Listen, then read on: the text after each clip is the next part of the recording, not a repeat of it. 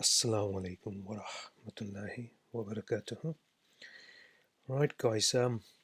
This was published today, the 12th of February. Sorry, yesterday, I guess, was it? Right? Yes, yesterday. Why Russia wants to disconnect from the internet. Now we're going to read this article together, and then we'll discuss what points stand out to me, um, and see where this is all heading towards.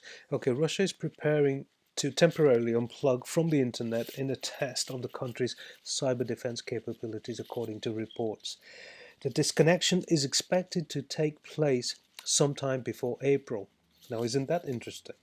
Now, we've kind of um, postulated that the war that they have in mind, especially the one that's going to start from Syria, is going to be around the time that Trump announces the two-state solution.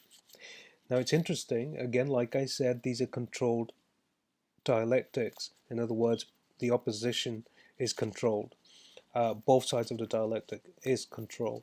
And what you've got is Russia and her allies, you've got the US and her allies, and the synthesis is the greater Israeli project, along with the bells and whistles that come with that, which would be the universal governance, a universal digital government regulated currency. And then what, interesting enough, again, is a universal digital platform. Of course there would be, and that would be the internet. Right now it's certainly fractured a little, and if you understand and have done your research, I guess, which you'll probably be aware of, is that the internet was the creation of the CIA. Now what they have to do is, again, it's that slash and burn technique where they reduce everything to rubble and rebuild a more robust, monopolized platform. And that's exactly what they intend to do with this particular dialectic that's playing out again, subhanallah. And they've got this boxed in to one side, in one side or the other, and for us jeering for whichever, I guess, uh, um, dialectic we fall into, whereas the savvy, subhanallah, look at this objectively and understand that they're both sides of the same coin. At any rate, April, which is what stands out to me first and foremost before we've even like off the bat, April as part of the preparations for a draft law aimed at making Russia more digitally independent. Right now, the question you should be asking is, why would Russia want to become digitally independent? Now, we'll come to that in a second. The legislation known as the Digital Economy National Programme was submitted to Parliament last year and would require internet providers to make sure they can operate if foreign countries attempt to isolate the RUNET, which is the Russian internet, of course, according to US news site NPR. Now, why would Russia feel threatened in terms of their internet? Simply because their economy and the global economy at the moment runs from the internet.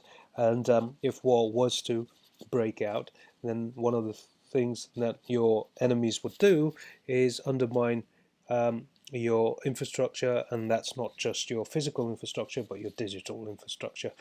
There's always been all those claims that were thrown about Russia meddling in the um, elections of the USA. Again, that was part of another psyop, right? And this was to eventually justify what's going to happen to the internet.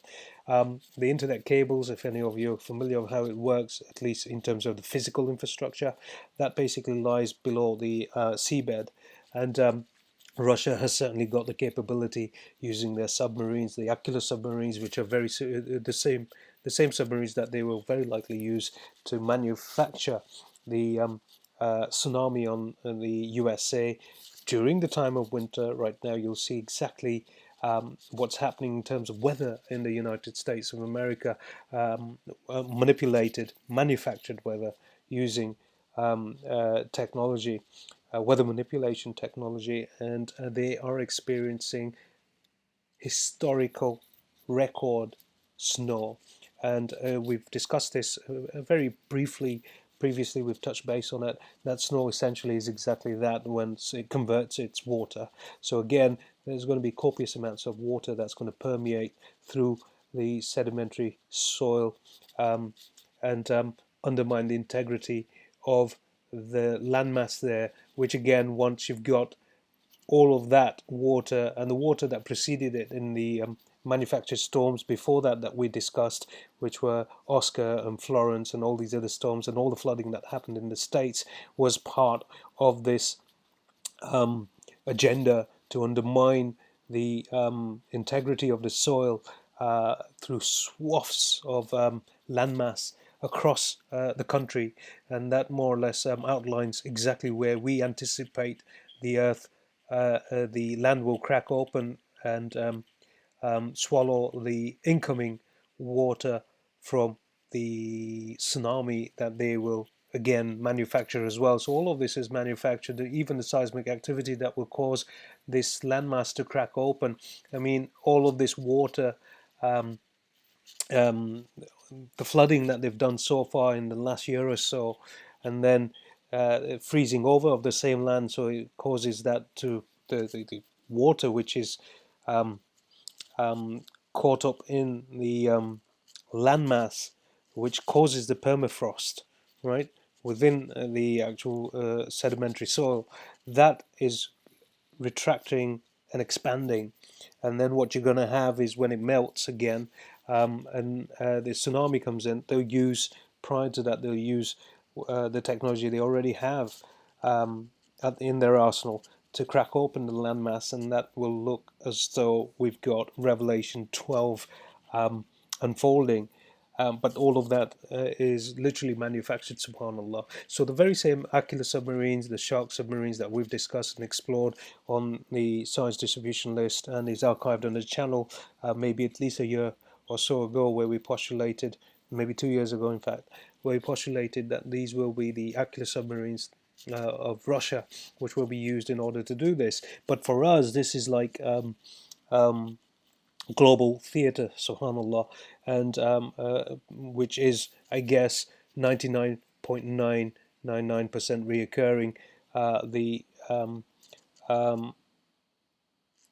the I guess that's basically all of humanity, mostly, who aren't aware of what really is happening. They either fall on one side or the other, but they don't understand that the leaders from both sides of the conflict are in fact in bed together. They're serving the same purpose, the same agenda, but the people that they're coercing or they are leading and are stewards of, their countrymen, the nations, or their allies, led to believe that this is a real conflict between two sides, when in fact the purpose and the agenda is what we've discussed, is to hand over the reins to Ad-Dajjal when he appears, of a traumatized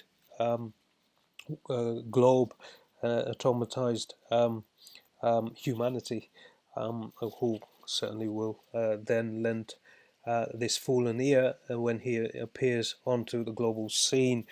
So moving on from this now, State Communications Oversight Agency, Roscom Nadzor, if I've pronounced that properly, Roskomnadzor, is reportedly aiming to find out whether data transmitted between Russia's internet users can remain within the country without being rerouted to servers abroad, where it could be intercepted. Right? But some experts question the logic behind the move, says The Guardian. The disconnection of Russia from global web would mean that we are already at war with everyone. Right? This is a very clear indication of what is actually happening. Not Cold War anymore. This is active war, right? Russian internet expert Philip Kulin told the BBC Russian language service, in this situation, we should be thinking how to grow potatoes in a nuclear winter and not about the internet. By the way, any of you who've been keeping up to speed with the Russian military movements at the moment, they are actually doing drills and preparing for a winter war. Now, I guess a lot of you may, I'm not sure if you are actually aware of it or not, and how seriously you've been taking all of these updates that we've been sharing with you up until now. But again, we have maintained a very clear position that we will see a winter war. In fact, we have homed in on that particular timeline. The only thing I guess we've been so far wrong about is probably the year at which the um, winter war would ensue, but it's certainly been on the cards. Subhanallah. Um, Under the plan, Russia's ISP redirected. Okay, I have to go. I've got some. I need to respond to this. So I'm sorry, guys. I'll leave a link. Read this. You'll kind of get the gist of it. But what I'm trying to point out here is the timelines and how they seem to be marrying together. And again, it's deliberate and very much scripted. It's very clear.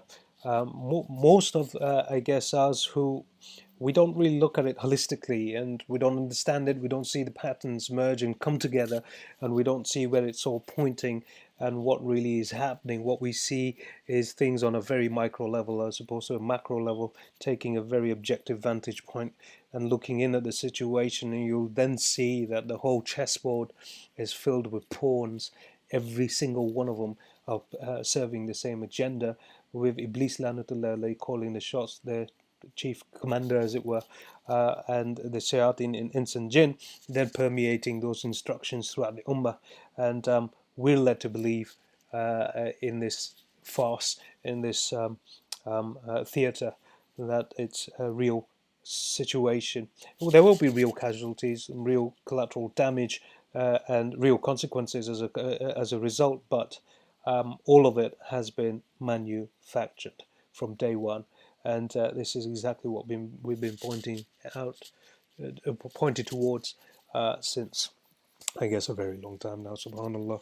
But hopefully now I think that a lot of you, at least who are on the science distribution list, and especially our beloved ulama ikiram, maybe seeing things the way we do, subhanallah, and have kind of now maybe started to appreciate what maybe really is happening and how the ummah is being deceived. And Allah subhanahu wa ta'ala knows best. Anyway, jazakallah khair.